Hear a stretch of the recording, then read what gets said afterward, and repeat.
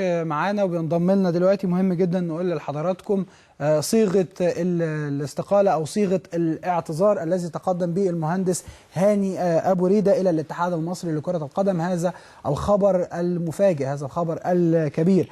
الصيغه كالتالي: السيد الاستاذ سمير زاهر رئيس الاتحاد المصري لكره القدم، برجاء التفضل بقبول اعتذاري عن مهمتي كنائب لرئيس الاتحاد او كعضو بالاتحاد المصري لكرة القدم، متمنيا للاتحاد دوام التوفيق، مقدمه لسيادتكم هاني أبو ريدة. يعني الاعتذار واضح وصريح، لا نائب رئيس ولا عضو مجلس إدارة. وبرضه هكرر وأقول لحضراتكم أسبوع بالظبط، عدوا من النهاردة أسبوع بالظبط وتصبح هذه الاستقالة أو هذا الاعتذار مقبول.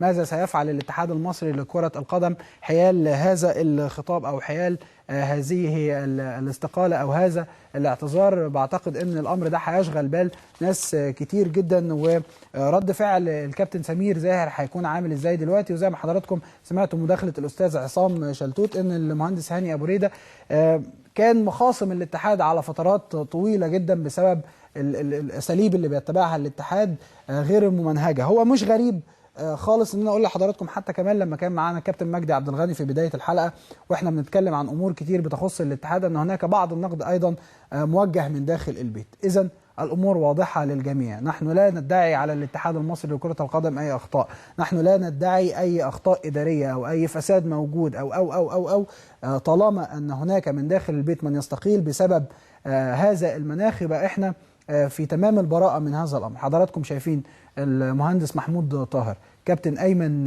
يونس، الأستاذ محمود الشامي، وأخيرا المهندس هاني أبو ريدة. من بقى أو من يبقى في الاتحاد المصري لكرة القدم هم 3 دلوقتي موجودين: كابتن سمير زاهر، كابتن مجدي عبد الغني، وكابتن حازم الهواري. هم دولت اللي موجودين دلوقتي، هم دولت اللي بيديروا الجبلية. الله أعلم بقى الانتخابات التكميلية اللوزعية الألمعية اللطيفة الجميلة الحلوة اللي هيعملوها ويجيبوا فيها الحبايب والناس الحلوة أصحابهم وأصحاب أصحابهم، هم اللي موجودين معاهم في الاتحاد المصري لكرة القدم. الله وأعلم. ده كان